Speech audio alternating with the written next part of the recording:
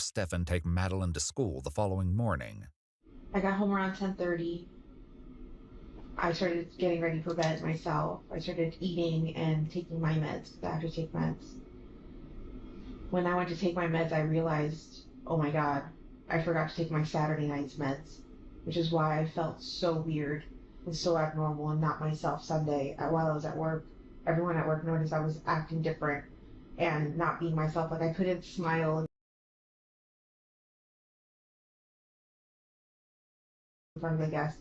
I felt this wave of depression that I hadn't felt in years. It was my bipolar symptoms coming up again that I've been medicating myself for all this time.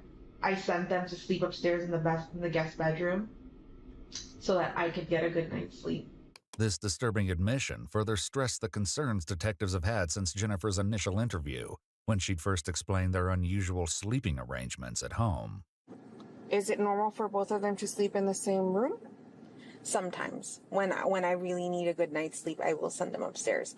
But when also a lot of times we will sleep together in the king size bed, all three of us, or sometimes Stefan will go upstairs and our bed alone.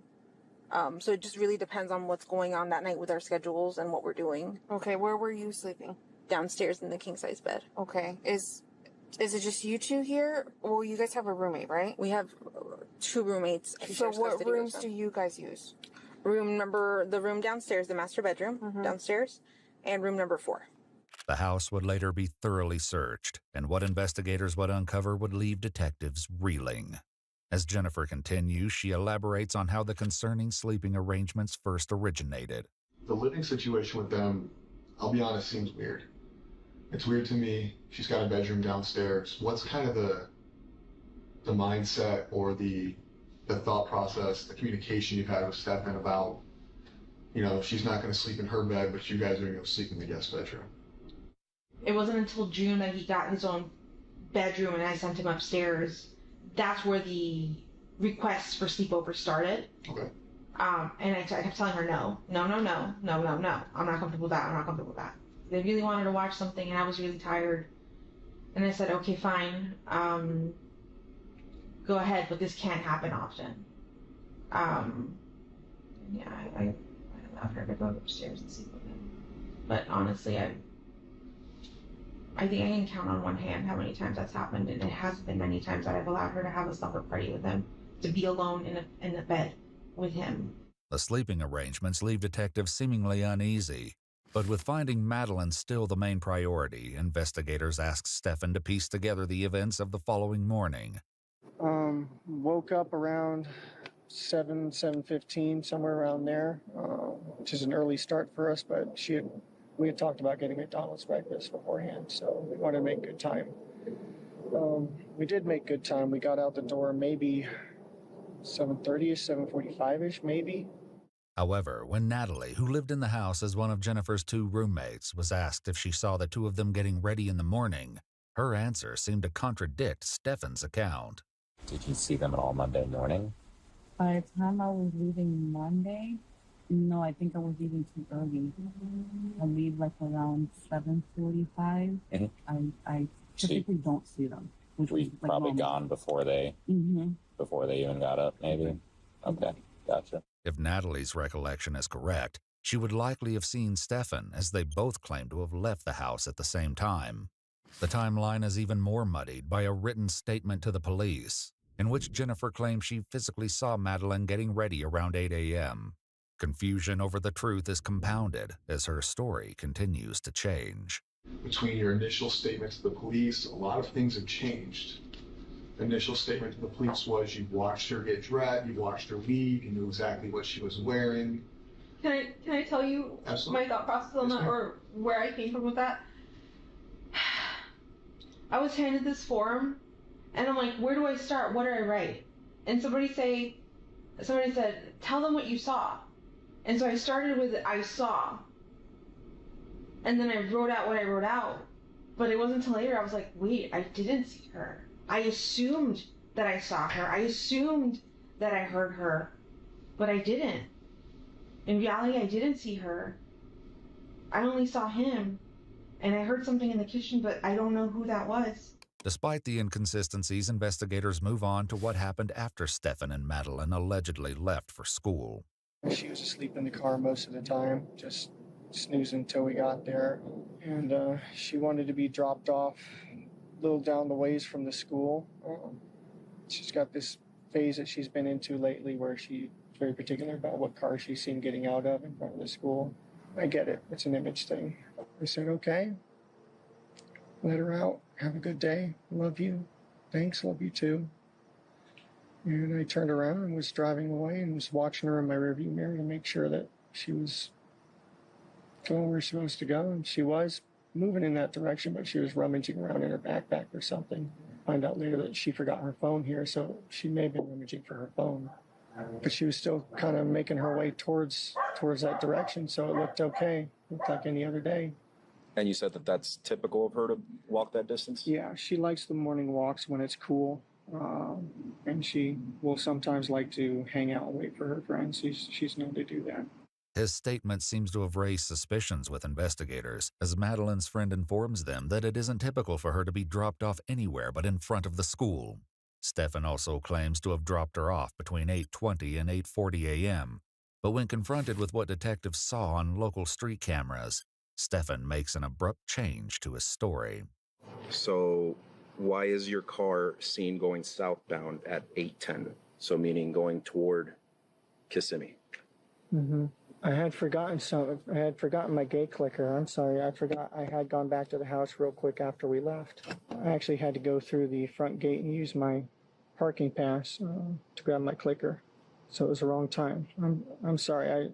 Like I said, I was guesstimating these times. I'm not a morning person. Okay. So yes, we'd gone out. How far did you get before you came back down when you realized you forgot your clicker? Nearly all the way to the school. So you guys came back here to get your clicker? Correct. So when we look at the cameras in the front, it's going to show you coming back in Correct. here with her in the car? Yes, with her in the passenger seat, Okay. yes. Footage from the apartment shows Stefan pulling up to the complex trash compactor at 7:35 a.m. in his silver sedan. He's wearing a red-colored shirt as he throws a trash bag inside the compactor and pulls away. A female, believed to be Madeline, is visible in the front passenger seat, appearing slightly slumped over. They leave and return to the apartment at 8:19 a.m., where Stefan appears to speak briefly with a security guard. Madeline still appears to be in the front passenger seat. The security guard was later interviewed, but his account burns another hole in Stefan's story. Do you remember a resident coming through in a silver Lincoln sedan? I do remember, but not his face. I talked to him. He showed me his little clicker, and he's like, "Hey man, I'm clicking, it's not working." And then I went and I clicked the button. He went inside, and I just remember there was a woman like sleeping beside him with a green shirt. If Stefan already had his gate clicker, his reason for returning to the complex falls apart, leaving investigators to question what else he may have lied about. They determine the trash compactor needs a closer look and begin the process of gathering a warrant to search its contents. Meanwhile, with more questions than answers, Stefan continues to explain what happened next after he returned to the area near the church and dropped Madeline off. What did you do after you left the area? I left to go to the local vape shop because I needed some more vape juice. They weren't quite open yet, so I ended up going back home.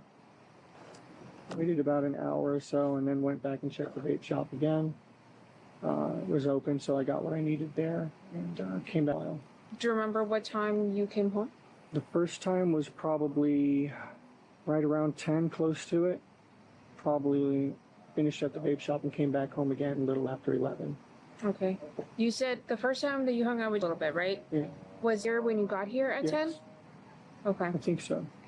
She might have been at her blood appointment. Let me double check. It's okay. We don't have to ask her right now. Sorry, everything's a blur. So she might have been here. She might have not have been here I the first time. believe she was here because she was sleeping in as much as she possibly could because she's been messed up with a new work schedule. So she had to be here because she didn't want to sleep in. With Stefan struggling to remember whether or not Jennifer was home when he arrived back at the apartment, investigators turned to Jennifer herself for confirmation. When Stefan called me around 10:18 in the morning, I had stepped out to go get blood work done. And he had just let me know that he just got back home from running a few errands. I asked, did you guys ever just stop at McDonald's? And he said, no, she changed her mind. He tried convincing her a few times that she did not want McDonald's anymore. At what time did you leave the house yesterday in the morning? Or what time did you step out, rather? I'm going to say around 9:30. You left around 9:30. And then Stefan called you around 10 to say he got home? Yeah. Cool. Though Stefan claims he spent time with Jennifer before leaving for the vape store a second time, Jennifer's account suggests she wasn't home until after he returned. As confusion builds over the timeline, detectives review security footage from the street cameras and notice a flaw in Stefan's story. Did you go anywhere else after the smoke shop? Oh, no. I don't think I went anywhere specific. I was just driving probably in the direction of home. But I don't remember stopping anywhere specifically. And you were there for 5 to 10 minutes? Roundabout, I think. Okay, so like let's say you drop her off at 8:40. We don't see your car coming back south until 10 o'clock in the morning. Mm-hmm. So what are you doing between 8:40 and 10 o'clock? Cruising around a little bit. Okay, but I asked you earlier, you know, like what you were doing, and you said you were there for like 5 or 10 minutes, and then you came back home. I mean, I don't know what to say. It was just a normal day. I didn't have anything important to do. The smoke shop was supposed to open soon, so I made my way over there. Wasn't any particular rush, though. Okay, but can you help me explain to them, because I don't know the explanation or the answer to this question, okay? So can you help me explain to them why there's such a delay in the time? No.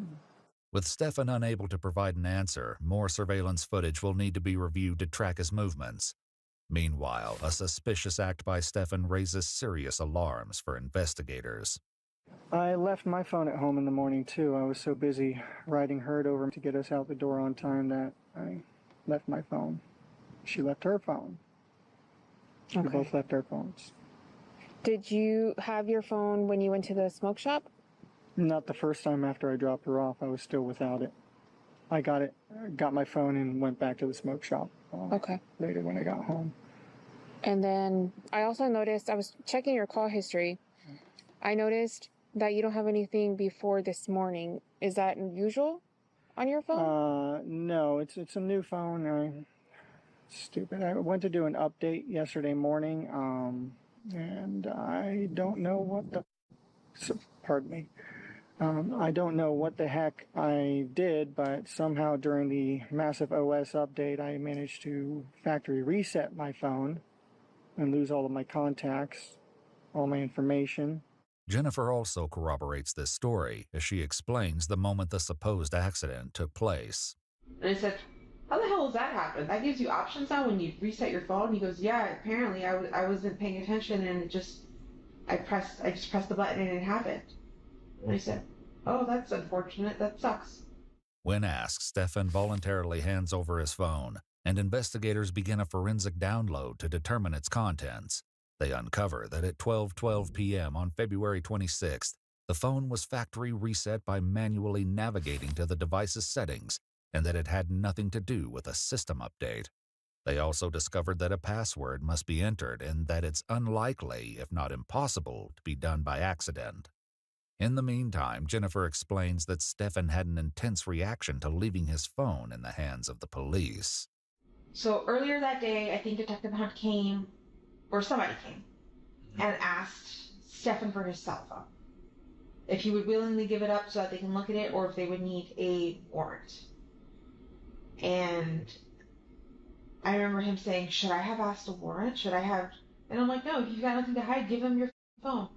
And I think we hung out in the house for a little bit, and then when you guys came in the evening, and you guys told us to wait outside, and we waited in my car, he started getting very anxious and very panicky, going, I want my phone back. I want my phone back.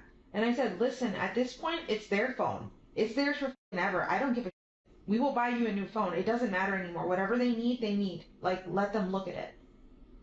And he's like, I just want my phone back. And I'm just like, Are you trying to make yourself more suspicious? Because, like, if you were to go demand your phone back right now, that would look suspicious as like, what are you doing? What they would later discover hidden in the data would shock investigators and completely change the course of the case. Meanwhile, as Stefan's account of the day continues, he explains that he left the apartment once again around 12:30 in the afternoon. I had a couple errands to run over on 192. She was talking about making a BJ shopping list. She just wanted to make sure I was back in time for us to both go pick up. So I was visiting some card shops around the area on 192. I'm kind of a nerd, so we had a new trading card game release, and I was seeing what the situation was with it. Jennifer describes Stefan as an avid gamer who collects figurines, trading cards, and retro toys such as Tamagotchis. Do you remember what places you visited? Yeah, Coliseum of Comics. Stopped by a couple Targets, and I was going to go to House Rules Games down by Oak and 192. But I didn't make it that far. I got a flat tire on the way. Between the factory phone reset and now the flat tire, the suspicious circumstances keep adding up. Jennifer continues, explaining what happened as the time approached to pick up Madeline from school. 2:30 rolls around, and I'm already calling Stefan, and he's not picking up his phone. About 10 minutes later, I get a phone call from him going, I just got back home. I left my phone home again. I'm so sorry. How long ago did you leave? And I said, about 10 minutes ago. He goes, I'm so sorry, I missed it. I really wanted to go with you. And I'm just like, it's fine. Investigators attempt to pinpoint where the tire change occurred, but once again, Stefan seems to struggle with his memory. Do you remember where you got your flat tire? It was on 192. I pulled into one of those plazas somewhere. Do you remember the name of the plaza by any chance? Though investigators were unaware at the time, Stefan's flat tire would eventually be the key to a massive breakthrough in the search for Madeline. Meanwhile, Jennifer explained she went to the school to pick up Madeline, and more inconsistencies come up. 4:10 rolls around, and she's still not out, or 4:09. And then at this point, I'm feeling the pressure from the cars behind me. I'm like, okay, they're all full. They're all waiting for me to leave, and she's not here yet. So I take off, and I'm thinking, maybe I missed her. Maybe I forgot to tell her I was picking her up from school today, because I don't know if she knew that I wasn't working. So I left, thinking maybe she walked. That's pretty close to school. Let me go drive back down, wait along the path she would walk, and just wait. And I parked and I waited. Maybe somewhere between 5 to 10 minutes. She still wasn't there, and I looked at the time and I'm like, okay, she should be back at my mom's office by now. Maybe she took a different path and I didn't see. She's still not here. And I'm like, that's really strange. And I think at this point I call Stefan and I tell him she didn't make it. She's absent today. There's no attendance of her at all today.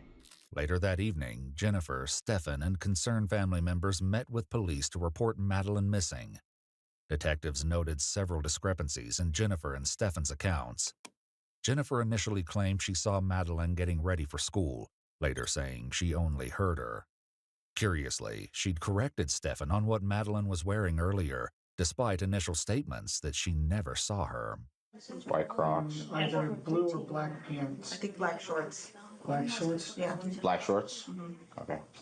Additionally, a review of cameras near where Stefan supposedly left Madeline doesn't show his car in the area, and cameras capture him moving in the opposite direction at the time he was supposedly dropping her off at school.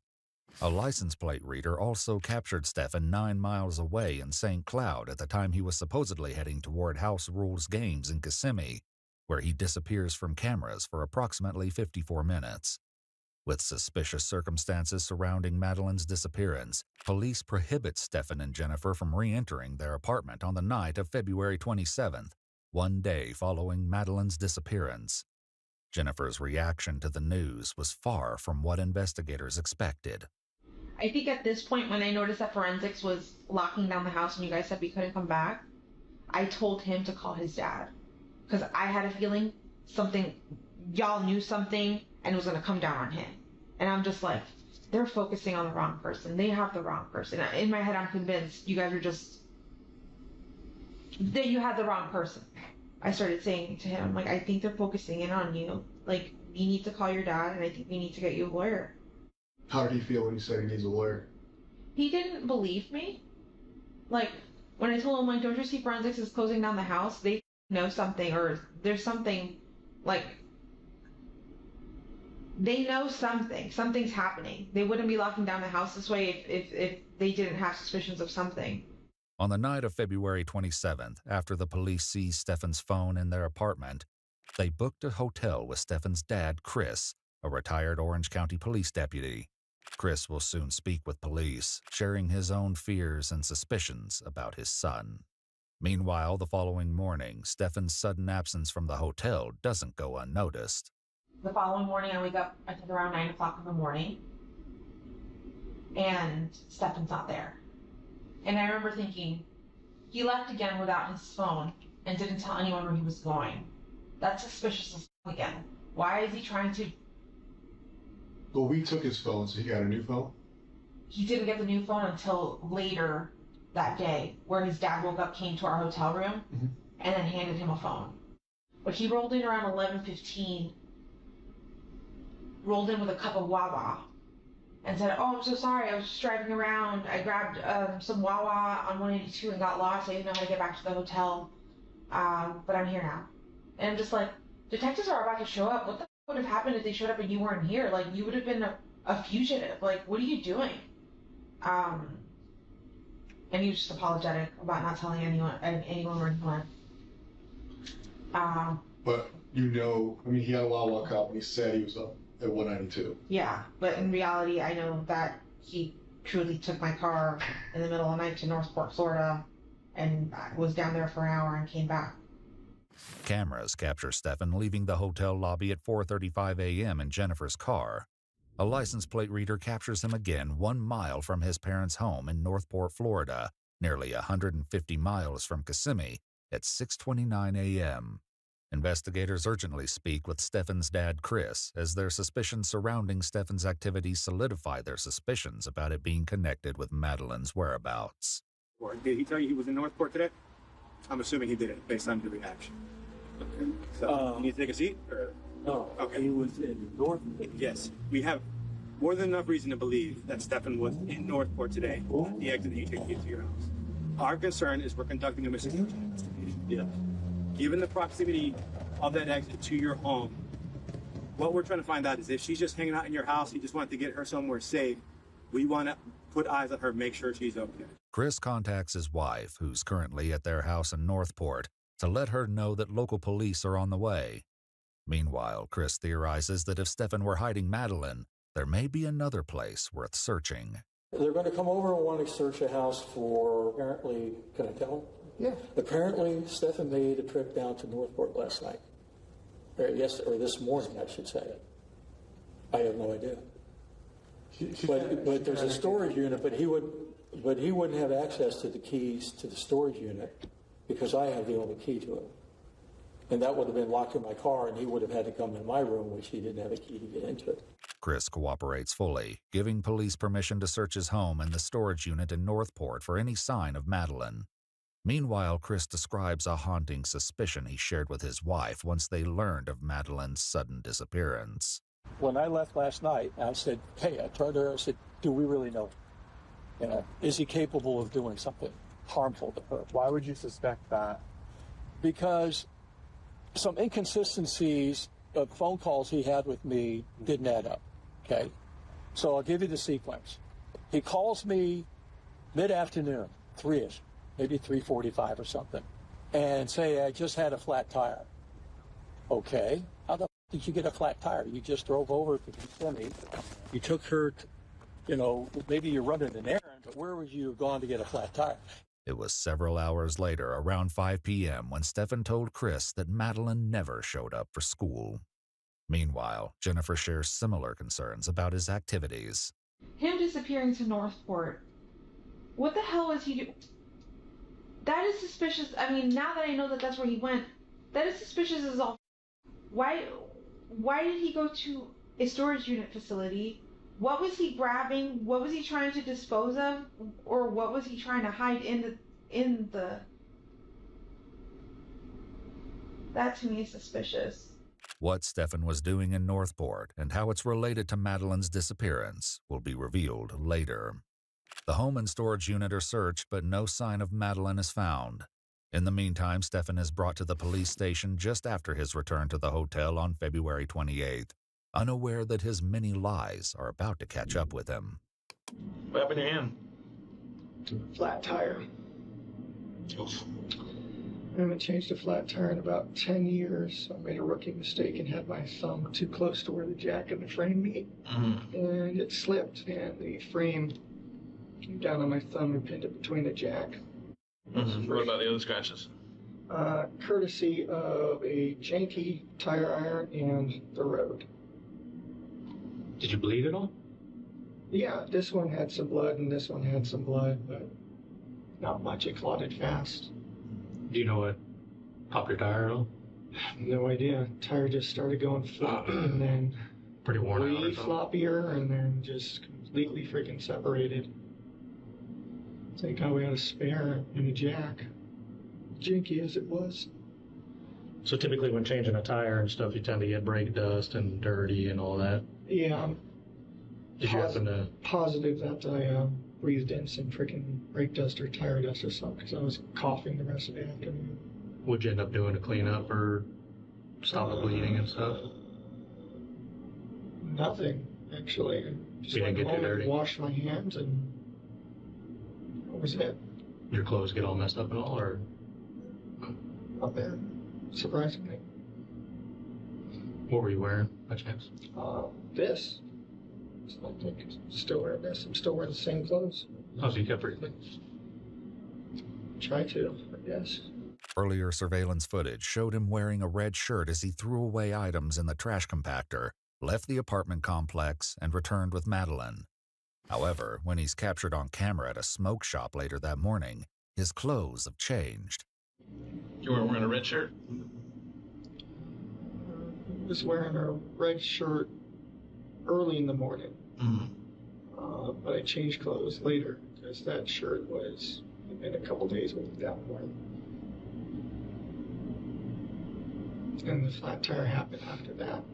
After further review of security footage from the apartment complex, Stefan was seen visiting the trash compactor multiple times throughout the day. At 4:35 p.m., around the time Stefan claims he learned of Madeline's absence from school, he's seen throwing away a piece of a damaged tire. However, this wasn't the only thing Stefan discarded. I'm too old to lie to people, too old to beat around the bush, and we seem like we're having a generally good conversation right now. Okay? The only thing that I ask for from you is, and I will reciprocate, I want you to be honest with me as much as I'm being honest with you. Okay? Nowadays, cameras are everywhere. Okay? So we see you at the guard check. Okay. We see you go by the dumpster. Okay.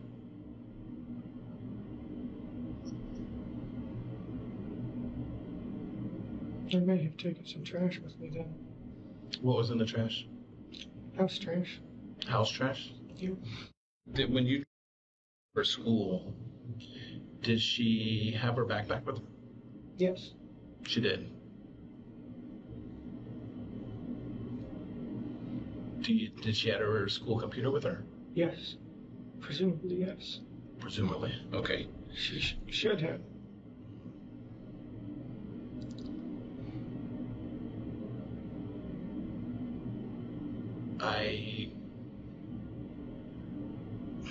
Once again, this goes back with the whole honesty thing. There was things in that trash bag that got thrown away that probably shouldn't have been thrown away. Near the tire, a Hawaiian print backpack, school laptop, and one white crock were found, all believed to belong to Madeline Soto. Stefan's story of watching Madeline walk toward the school with her belongings falls apart with this devastating discovery, prompting the detective to make a desperate plea for the truth. Well, I can confidently tell you she did not go to school with her backpack. How's that? Because we found it in the trash.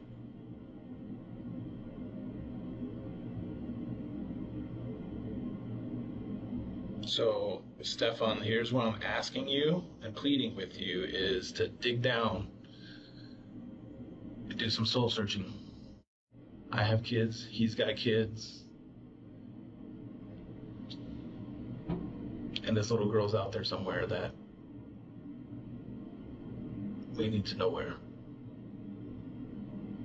And I really, really, really think you can help us. I mean, you want to get something off your chest. I don't know what it is, but I'm pleading with you. I don't know. I don't.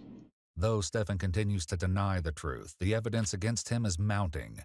Detectives are far from finished as they prepare to confront him with the jaw-dropping discovery from his cell phone, a disturbing revelation that will be nearly impossible for Stefan to deny. What do you think was on the phone?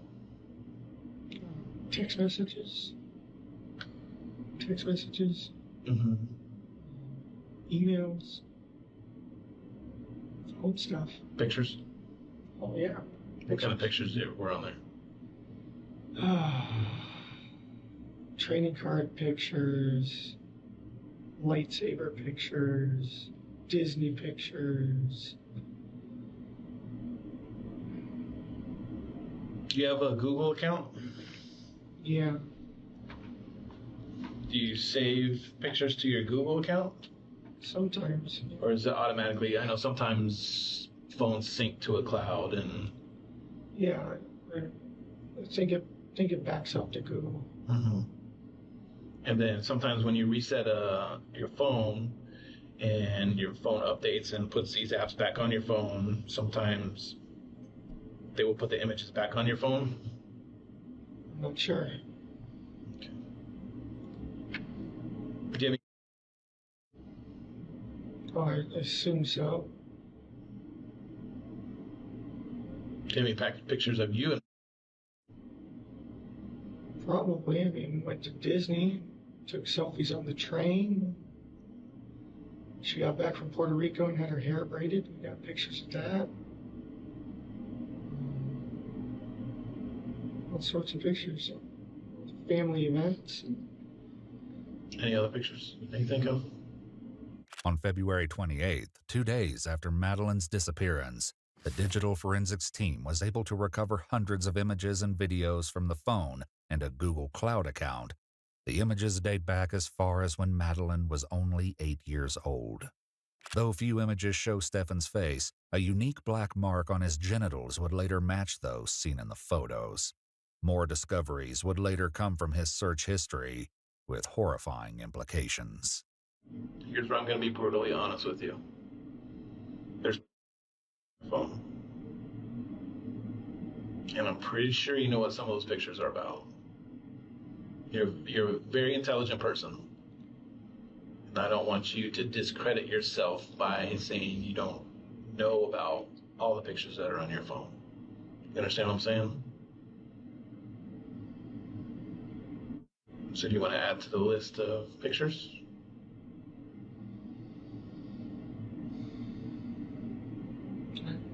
No.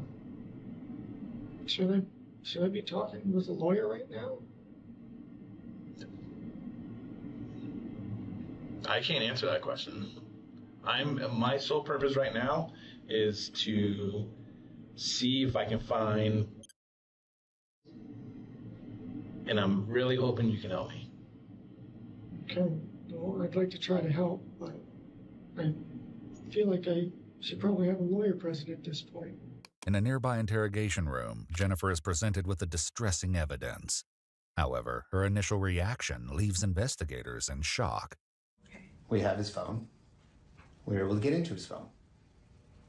And there are some very, very unfortunate graphic pictures with... I wish I could tell you this was all a made-up story, but it's not. Did you ever suspect anything like this? No? You okay? How are you feeling right now? I can't breathe. Is this a surprise? Is there photos of her? Mm-hmm. Yes. So you know how we have his phone? Obviously, that's how we were able to find the photos in there. I don't want to believe that this is true. Can I see some of that evidence? What makes you believe that it's not? I thought I knew him long enough. Though investigators insist the photos are true, Jennifer continues to ask them to show her the proof. Despite their concerns that the images may be too difficult for her to see, they ultimately reveal one of the images to her. Jennifer's reaction, however, will soon lead the detective to a chilling conclusion. So what do you think should happen to Stefan? I'm afraid to say press charges, but what else? There's a side of me that wants to say he's innocent, that this doesn't happen. Can I make one decision now and change my mind later? If I decide not to press charges now, could I change my mind and press charges later? It's a lot to digest. Okay, so I don't want to make you answer that right now. But when we come back, we'll talk more about it. She's our main focus. That's where I'm at. I know that the acts happened, but I'm not convinced that he didn't take her to school. I'm not convinced that he's the reason she's gone. Because if this had been going on for so long, what's the motive? Why Monday? Why that day? Why the day after her birthday when we were supposed to spend the entire week together and have such a great time? Like, we had plans. Like, we knew we were just going to be together that week and we were going to have a good time. So I just can't think, like, why? When you say what's the motive, what are you assuming? That she was taken. Not that anyone that I know has done something to her, because I feel like nobody I know would do something to her, would hurt her, would murder her, anything like that. In addition to the photos, several items were located in a search of their apartment, including a firearm found in Stefan's room. In Madeline's room, a phone tripod was located inside a drawer, and a pair of men's underwear was found in a laundry basket. Police noted that a specialized light source was used on Madeline's bed, and areas of fluorescence were observed on her comforter. Additionally, Madeline's school notebook was found and appeared to contain graphic depictions of sexual acts. The evidence is enough to charge Stefan with sexual battery, and after more evidence is collected by police, he is placed under arrest. The investigators are still looking for Madeline, and despite the overwhelming evidence of Madeline's victimization, it still isn't enough to convince Jennifer that Stefan had something to do with her disappearance. We know what happened. What if he's telling the truth about dropping her off and driving away and driving around in circles and getting to the vape shop? Because I know there's banks around, right in that same plaza. There must, in an Am stop, there must be video of him pulling into that plaza and waiting. What do you mean? What's your question? If you guys have found evidence of him being in front of the store like he said he was, like, it's possible that his story might be true and somebody else could have taken her. Like, I'm just thinking, like, what if we're focusing, like, okay, the sex things happened, right? But what if that's completely a side thing and not having to do with this, like her missing? 2 days after his arrest on March 1st, Madeline is still missing, and the detective once again confronts Jennifer, this time to share a troubling concern. I think at a certain point throughout this relationship, you became aware of it. And for whatever reason, your reasons are your reasons, whether it was discussed that it would stop, whether it was discussed how it would go, that you feel some sense of guilt. A lot of the news statements you've given kind of, again, my opinion only, I don't speak for anybody else, whether it's in this room or out of this room, bother me. I feel like some of your sadness is not real sadness. I feel like when you gave the interview with Fox 35, it was not sincere. Looking at that video one time, I didn't feel like your cries were sincere. And I'm not saying that because you're a bad person, but her going missing, her disappearance, if you have knowledge of how it happened, where it happened, an inclination, that emotion's not going to feel sincere because you're already aware of what happened. I would. It's almost becomes a lie at that point. If I knew anything, I promise you, I would tell you. Like, I am willing to take a lie detector test, whatever the you want, but I don't know anything. He's never mentioned anything. I've never seen any signs. I tried watching her like a hawk. I thought I was doing a good job, but I wasn't. Regardless of whether Jennifer was aware of the situation, the reality remains that Madeline hasn't yet been found, and uncovering where she is and what may have happened to her is still the priority. We currently have upwards, probably 200 people working on finding. Anybody who is somebody is involved. Yeah. So regardless of the circumstances, those people don't get to go home. Those people don't get to go back to their families. Those people don't get to live their lives and go back to their primary jobs. This isn't something that's going to stop or go away. I can tell you, and I know detectives expressed to you that the thought process at this point is this is a homicide investigation. Yeah. Based on the evidence I've seen, based on the videos I've seen. Further review of the surveillance footage, which shows Madeline traveling with Stefan in the early hours of February 26th, leads detectives to draw a heartbreaking conclusion. They note that the slumped position, with her head leaning, is not a common sitting position, and horrifically, perhaps indicates that Madeline may not be alive.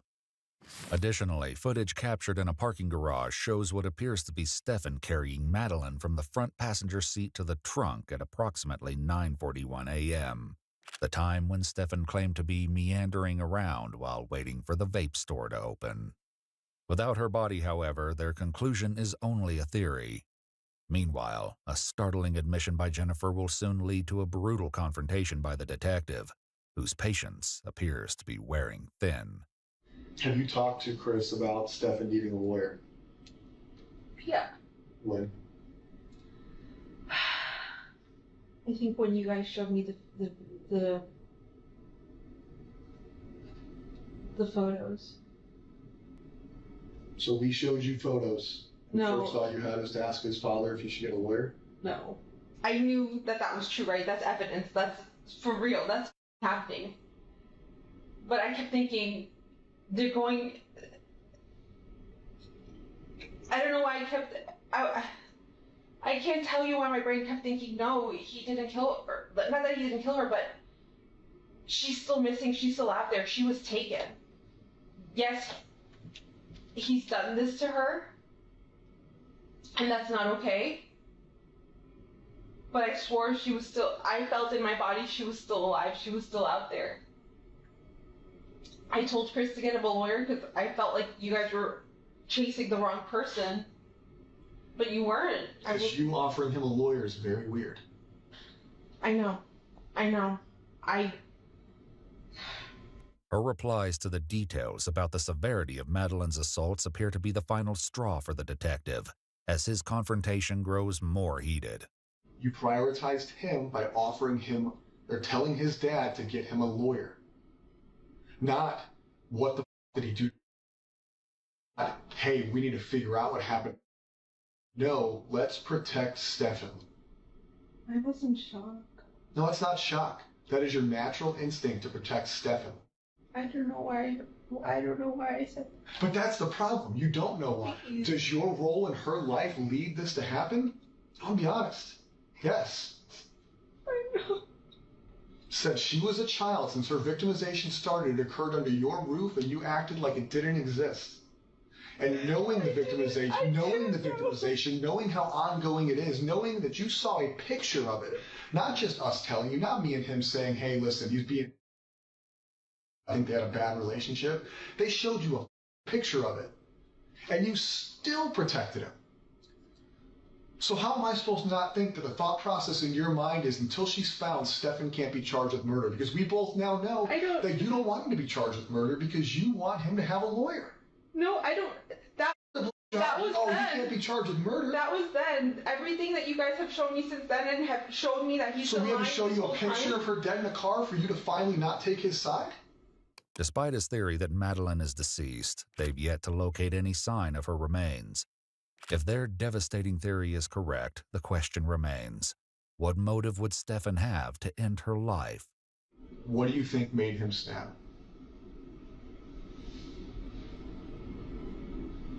I don't know. Theories, I keep hearing. Tell me your theories, because here's the deal. We don't go home until she's found. No, I know. So what are your theories?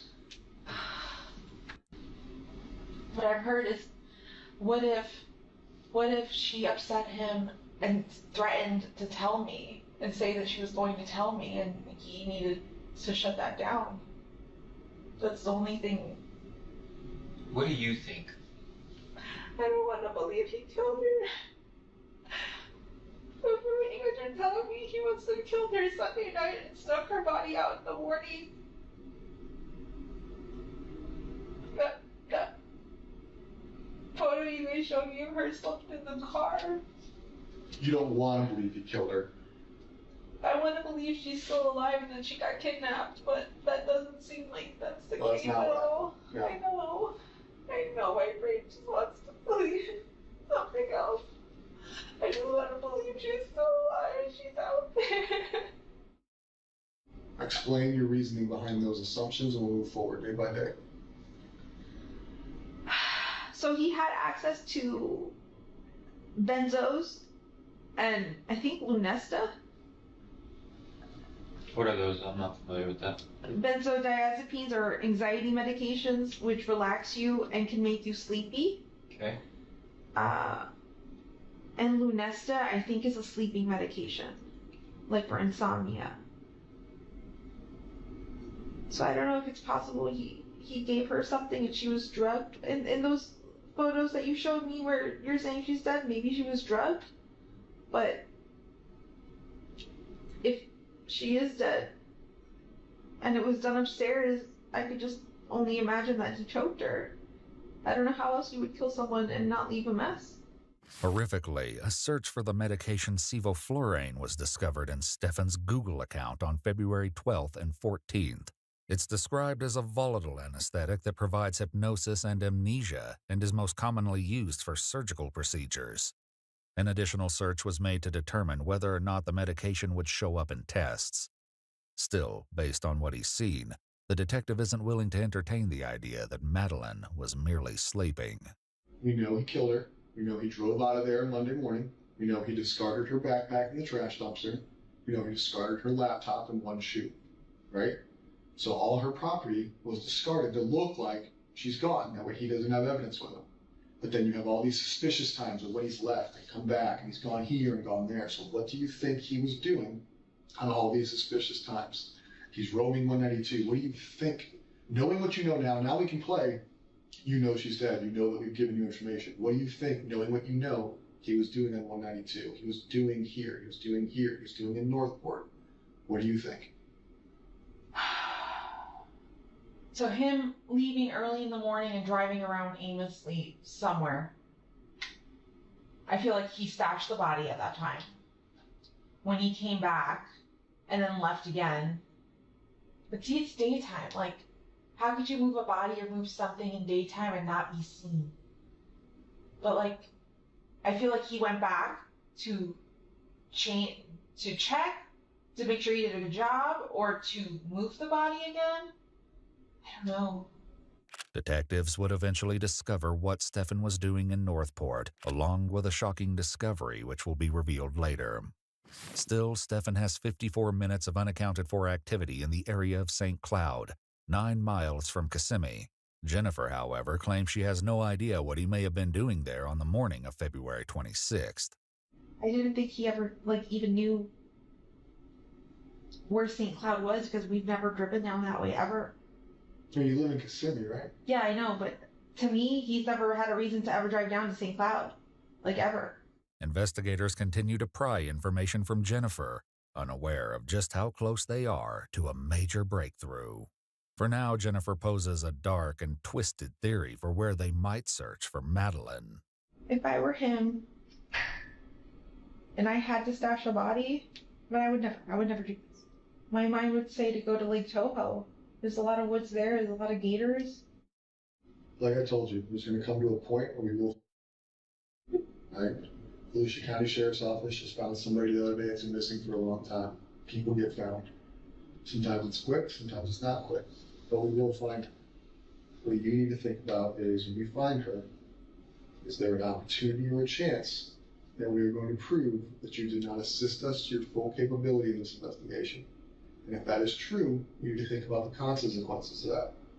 Consequences of hindering a murder investigation or a capital sexual battery investigation could be punishable up to probably the same charges, the same time in jail. I know you know that I don't believe what you're saying, and I know you know that I think you prioritize Stefan, but you prioritize jail. You see what I'm saying? If we come back and prove that you sat in this room and misled us, that you didn't lead us in the right direction, or that you assisted, or you acknowledged, or you knew, you're getting warning from jail. If I knew anything, I swear I would tell you. At 4 p.m., just minutes after Jennifer's interrogation comes to a frustrating end.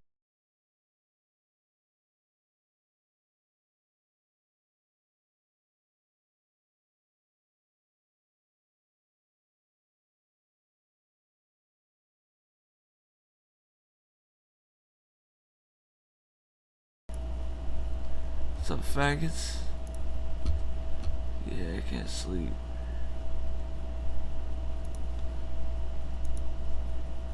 This guy's a known pedophile.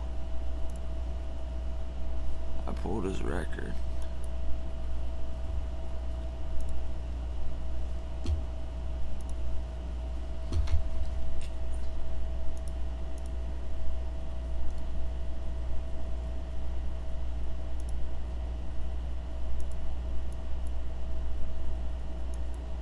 What an update. Oh shit, new content. Let's go.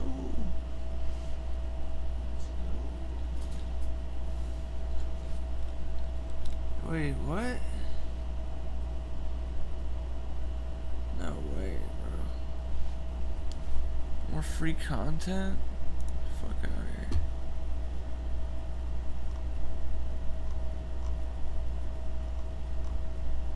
Shit.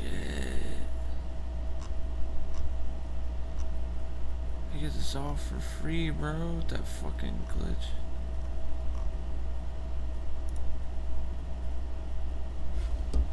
New fall hunter skin. New mission, new boss. Let's go, nigga. I can't sleep. I can't sleep.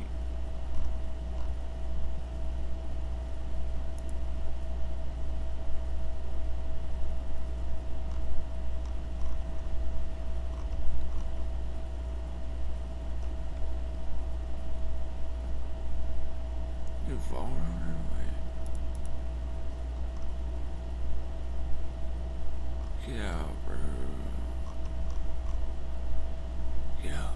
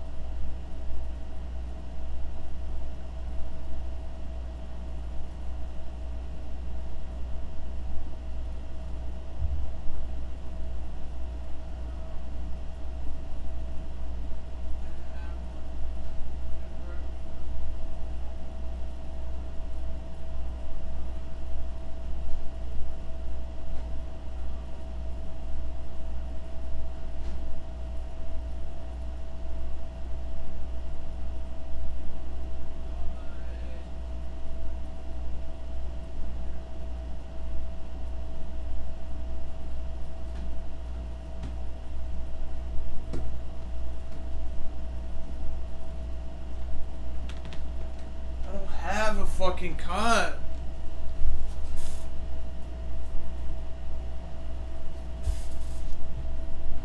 There's nothing up here.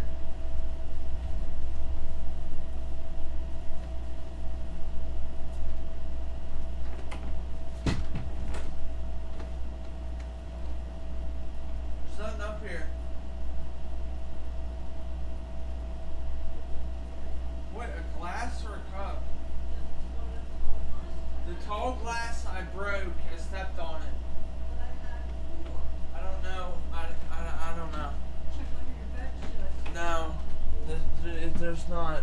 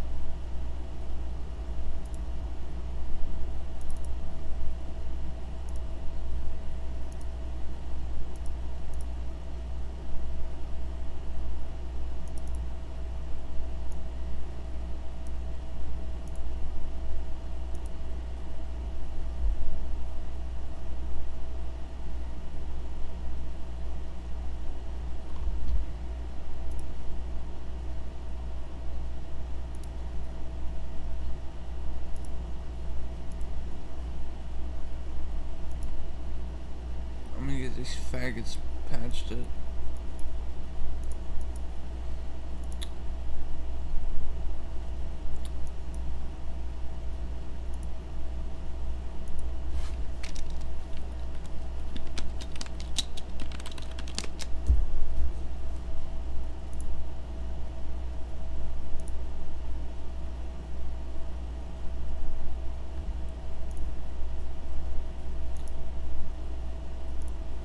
Fucking faggots.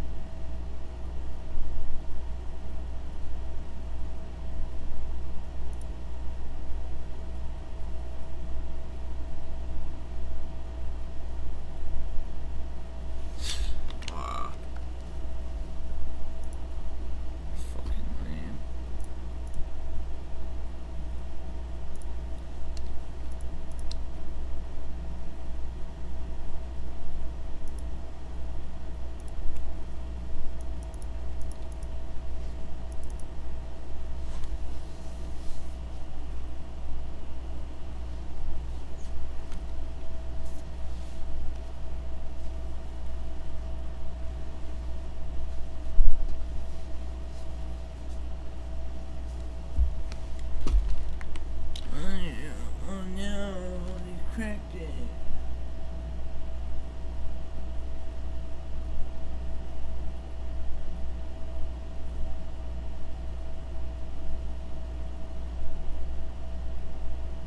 Oh no, they cracked our $2 DLC.